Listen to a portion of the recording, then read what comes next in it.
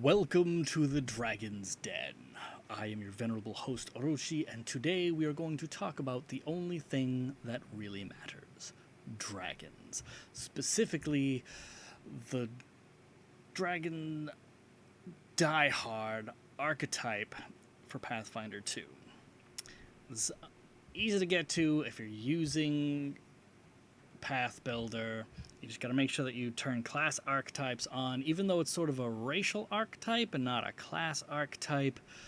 So you just make sure that you turn that on in the options, and you go here and you go boom, Draconic Diehard. It gives you all this stuff, and then bam, that'll make all the changes that you need for it. Easy to get to. There will be one problem with it, though, is that it gives you an archetype at level 1, which very few things do. The problem is if you're using free archetype, you can't then... This is an error that will hopefully get fixed for Path Builder, but because you already have an archetype, you have to choose feats for it. There are no second level feats for Draconic Ravager, because Draconic Diehard gives you the Ravager multi-class feat, the archetype for it, at first level, when normally you would get it at second level, and there are no second level feats for it. I find this incredibly interesting because there is a second level feat for the Draconic Mage archetype, but not for Draconic Ravager. So if you are using free archetype, then using Diehard is very difficult for you because you will lose a second level feat. There's nothing you can choose here. So unless your GM is very, very lenient with you and lets you do something else, that will be a wasted feat for you. And that's it's a little bit rough. But let us dive into all of the juicy benefits of Draconic Diehard. This basically makes it so that your most ethereal dragons who do the ritual to make it so you can become a player dragon, you repress all of your draconic magic and all that stuff to make yourself more player facing so you don't have all these supernatural abilities. But the lore in this is that regular dragons look down on ethereal dragons for most heritages because ethereal dragons operate like regular humanoids. They tend to use weapons and armor and all that sort of stuff. And regular dragons look down on that. They're like, we're already perfect. Why would we need to use all this stuff? That's dumb. And Draconic Diehard is taking that same mentality but using it for eternal dragons and saying is like, I did the ritual, but I still think I'm an apex predator and I'm not going to lower myself to using stupid pieces of gear from all of these bipeds, which I think thematically is super cool. But let's get into what it actually does. Prerequisites are that you can take it with any class, but you have to be a dragon. It doesn't say that, but, it kind of should, because a lot of things in Pathfinder are very, coded as if you were a computer coder kind of stuff, where it's like, it does exactly what it says it does. It doesn't do anything else. So you need to do specifically what it says and not what you feel like it's trying to do, which is sort of an error with this one. But it's obvious you can only do it as a dragon. So the first thing it does is it gives you Dragon Ravager at first level as a bonus feat, even though you do not meet the level prerequisite, which is fantastic, except for that one issue at second level, because Draconic Ravager gives you a whole bunch of stuff. It ups your melee damage and ups your breath weapon damage when you pick up a breath weapon with that feat. That the class feat specifically ups its damage over the ancestry feat. So it's opening tons of access to really great melee stuff at first level so that you can pick up all this actual dragon flavor, which is great. This gets kind of strange, though, because if you are trained in all martial weapons, you increase your jaw's damage to 1d10 instead of d8. This is a big thing, because otherwise, all natural weapons throughout Pathfinder are maximum d8 damage, because they are all considered one-handed weapons, and that is the highest damage a one-handed weapon can deal. So a d10 is a weak two-handed weapon. Pretty much the only d10 weapons that you really want to deal with have reach on them, and that's why they lose a damage die. Otherwise, you're going to want a d12 weapon, because you're going two-handed, you want the damage. So then you got to ask yourself, is an extra die of damage really worth taking this archetype? Because it's cool that it gives you a damage buff, but realistically, it's only 1.5 damage per tier per die, and you're gonna get 4 extra die, so that is 6 extra damage. Like, that's not an insignificant amount of damage, so it's pretty damn good. If you are trained in light armor, you additionally gain the Empowered Scales Ancestry feat as a bonus Ancestry feat. I don't think there's anything that gives bonus Ancestry feats other than, like, being human and taking the human feats that specifically do that sort of stuff. Because... and it would actually be the other way around. Ancestry feats that give general or class feats. Like, I don't think there's anything that just gives free bonus ancestry feats, especially not in packages like this that give you so much up front. And that just gives you the Empowered Scales, which is a decent feat. If you are trained in medium armor, you can choose instead to gain the Sturdy Scales Ancestry feat as a bonus Ancestry feat. And Sturdy Scales is also decent. Empowered Scales gives you +1 AC over everything else. It basically makes it so that if you can max out your dex and you never get status bonus to AC from, like, Bard or Circle of Protection or anything, then you're basically rocking heavy armor.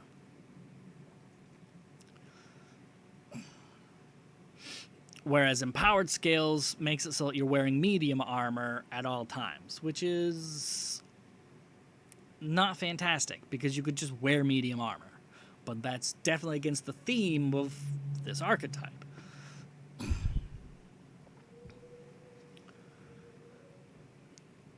And then, if you later become trained in martial weapons, light armor or medium armor, you can immediately adjust your benefits appropriately, either gaining the larger damage die from martial weapons, gaining Empowered Scales for light armor, or switching Empowered Scales to Sturdy Scales if you choose for medium armor.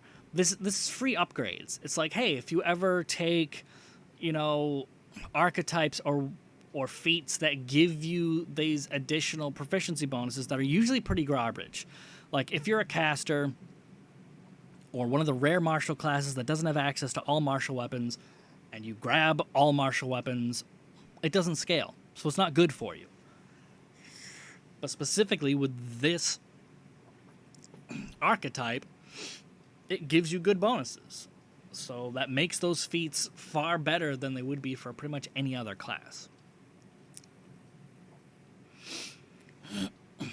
However, you become untrained in all weapons, and you can't wear any armor except your scales, raise a shield, or any similar action required a held item, like Magus's Raise a Tome, or activate or benefit from any permanent held item. If an effect would make you gain trained or better proficiency in any weapon, or allow you to wear armor, raise a shield, or activate a benefit from a permanent held item, the effect fails to do so. You prevent it with an act of will and spite and pride and stubbornness. That is really a huge negative. Like, not using weapons and armor is fine, because you could still get away with saying, because it's held items, you can inscribe runes onto your scales, and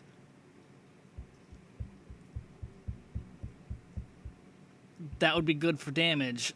The thing that doesn't work with this is that you don't use weapons, so there's no way you can buff up your melee attacks. So, as written, this archetype is literally unplayable past level 5. Because you cannot use the only item in the game that would allow your natural attacks to scale up.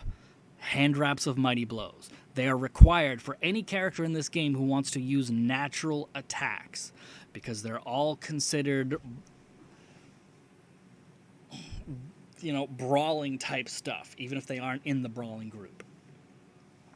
So, as written, hand wraps are held items, and you can't use them, so you can never get striking or property runes on your attacks, so it's literally unplayable. But I think most people would recognize that that's an error and let you do so anyway, because you should. I mean, some people might not consider hand wraps held items, but because you wear them, they're kind of, as natural attacks have been, because they are in 5th edition as well, they've always been sort of this nebulous area in Dungeons and Dragons games where they're like, we don't want to make them weapons because then they would negate the need to get magical gear, and that's always been a huge part of the fantasy of playing D&D. So they've always tried to make natural attacks weaker than weapon attacks, even when you have characters who are based on those things. It's like, oh, well, the only one we want to be able to do that stuff is monks, because that's specifically what that class fantasy is all about. But then, you think of all these monster characters and stuff, it's like, well, they need some love too. Because that's always been one of my things that I've loved is, very atypical fantasy adventurer characters.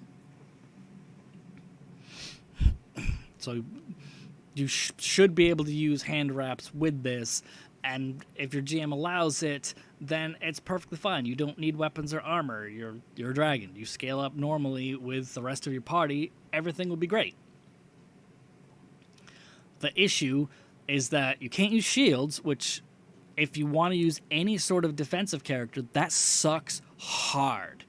Because specifically, none of the Ravager or Ancestry feats allow the dragons who specifically have the raise shield ability as their wings, does not allow them to block, which, in my opinion, completely negates them from being tanks. If you're a tank, you need to be able to shield block, because shield blocking reduces so much damage that it's night and day between regular characters and somebody who can just shrug off multiple attacks. A champion with 3 shield blocks a turn after like level 12 or whatever it is that they can get it, it's like you can negate like 30 or 40 damage per round. That's easily like 2 to 3 hits from monsters. It's ridiculous. So Dragon Diehards and any dragon who doesn't specifically want to wear a shield, not being able to do that is a huge negative. And then on top of that, what's even worse is you cannot activate or benefit from a permanent held item. And those are kind of like the best items in the game. Like, your weapons and armor they're just stats. They're just stats that you need to be competitive. Your held magic items, though, are the stuff that's going to give you some skill benefits, but it's also going to give you, the almost all of the magical flavor that your character will ever have for gear. Because property runes for weapons and armor are pretty lacking. Some of them are fairly decent, but compared to the kind of stuff that held items do, there's no question about it. It's night and day. So not being able to use the coolest items in the game, that is a huge setback.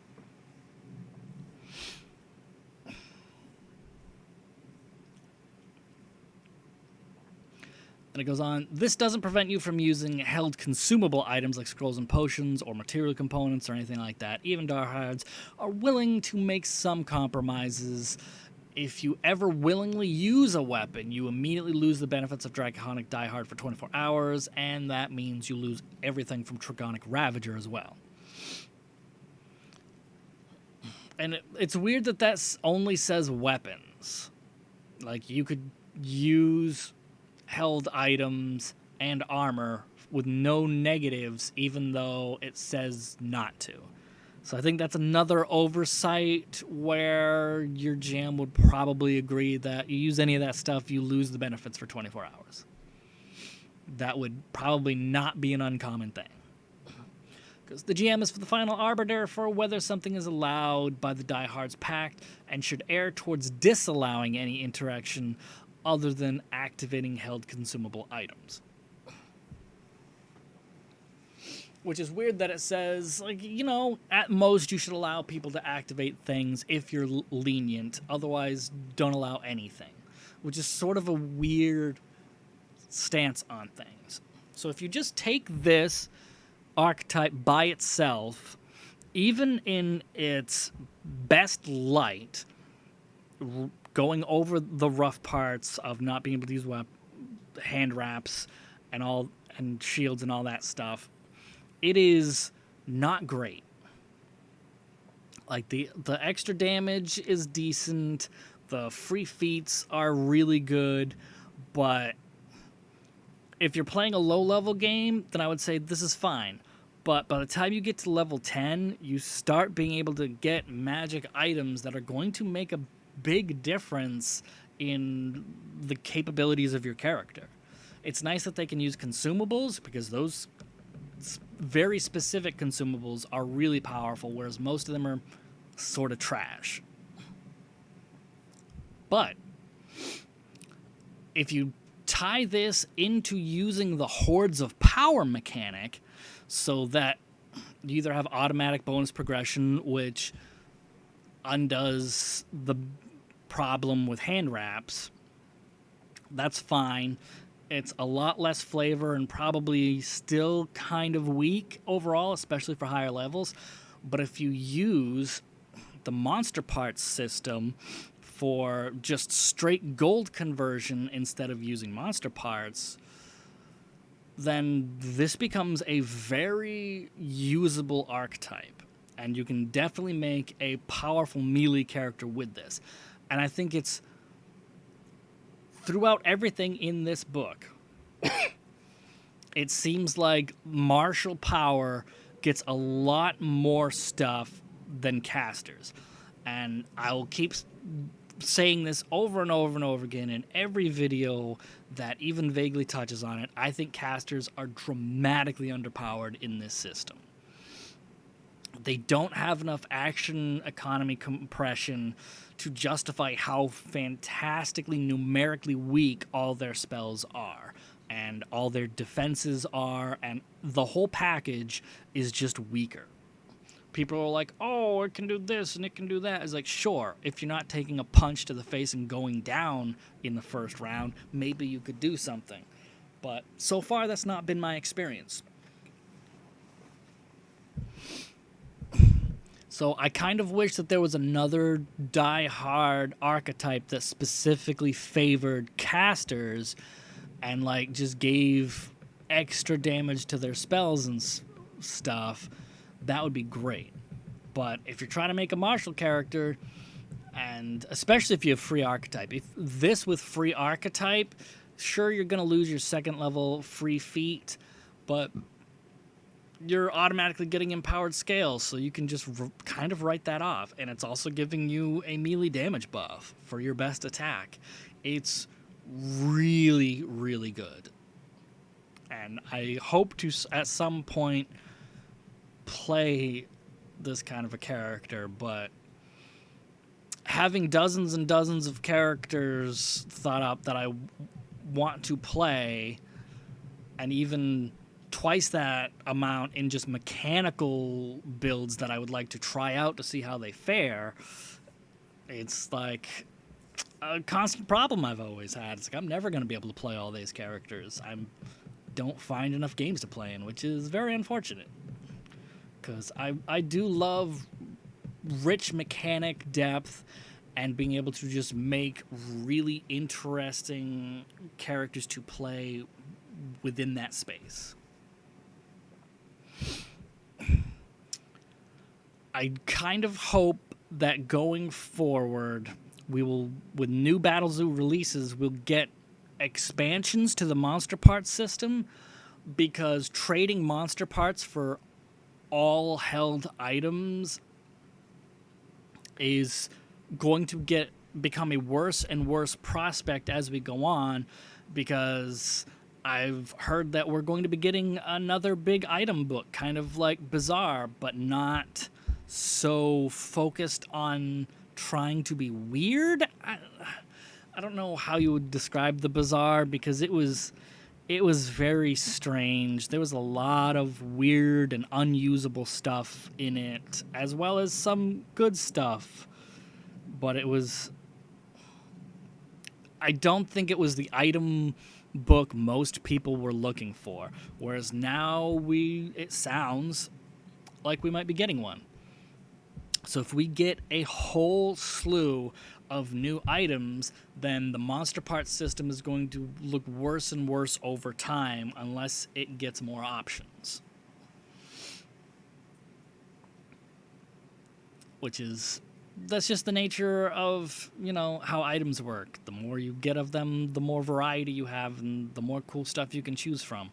Whereas if you're just using an older system that only has X amount of options, especially if we get new types of options, like spell hearts and stuff, were completely new things, and grimoires were completely new things. If we keep getting entirely brand new types of items that introduced entirely new mechanics, then the monster part system will steadily fall behind that sort of stuff, especially in specific ways that these new types of items could help to allow new types of characters that fulfill specific fantasies, which will be an ever-increasing problem unless we can get some updates that will retroactively include those as monster parts items, which I really hope we get, because not adding to an entire itemization system after its release is it will be problematic. So we shall see, because it could be awesome getting a whole bunches of new stuff, and maybe your GM will allow you to have newer items like 1 or 2 with the Hordes of Power system. I would definitely allow that sort of stuff, especially if you say it's oh, I want this one item to be the item. It's going to be the centerpiece of my horde, and I'm going to wear it. It is going to be the thing I put on me it's going to be my status symbol. It's I could easily understand that.